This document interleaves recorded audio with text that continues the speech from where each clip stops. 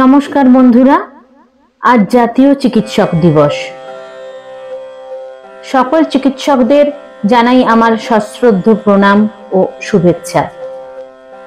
জাতীয় চিকিৎসক দিবস প্রতি বছর 1 জুলাই ভারত জুড়ে সারা দেশের চিকিৎসা পেশাদারদের অবিশ্বাস্য কাজ এবং নিষ্ঠার প্রতি শ্রদ্ধা জানাতে পালিত হয়।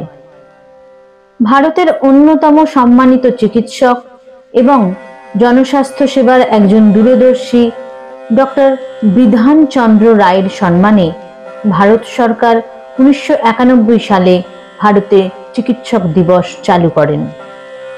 ডক্টর বিধানচন্দ্র রায়কে সম্মান জানিয়ে ওনার জন্মদিনে পালিত হয় জাতীয় চিকিৎসক দিবস।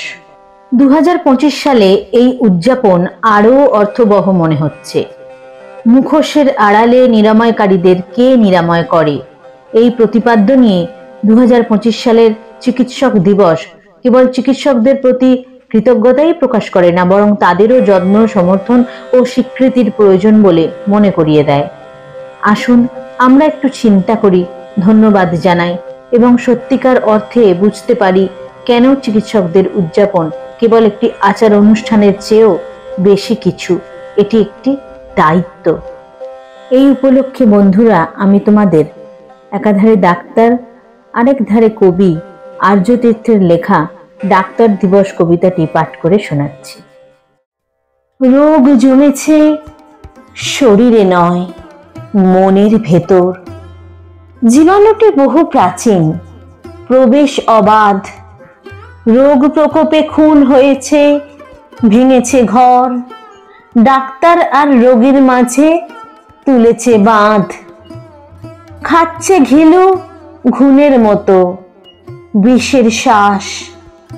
ভুগছে সমাজ, ভুগছে রোগী, চিকিৎসক। মারণ রোগের নামটি চেনা, অবিশ্বাস। গঞ্জে গ্রামে ছড়িয়ে গেছে, খুব ব্যাপক। হিংসা বাড়ে হাসপাতালে, ধুন্ধুমার। কিছু হলেই লাঠি সোঁটা দে ধোলাই। রোজের খবর, কেউ মরলেই সব চুরমার। পানের থেকে চুন খসলেই বিচার চাই। চিকিৎসকের 2খানা হাত, এক মগজ। মানুষ যে সে চেষ্টা শুধু করতে পারে। সব রোগ সে ফেলবে ধরে, এত সহজ? ব্যর্থ হলেই ব্রেকিং নিউজ, হিংসা বাড়ে। সবাই কি সৎ এমন বলে কোন বোকা? কিছু লোকের বাঁহাত চলে, ব্যবসাদার। দালাল ধরা, সাধু সেজে দেয় ধোঁকা। লোক ঠকানো, সেটাই যেন ব্যবসা তার। ভুল করছো, বেশিরভাগই অমন নয়। হাসপাতালে আজও কজন রাত জাগে, পাঞ্জা লড়ে জমের সাথে, আজও হয়। ভেবে দেখো, হারতে কারো ভাল লাগে? 1 জুলাই দিনটা নাকি ডাক্তারের। SMS-এ শুভেচ্ছারা পরের পর।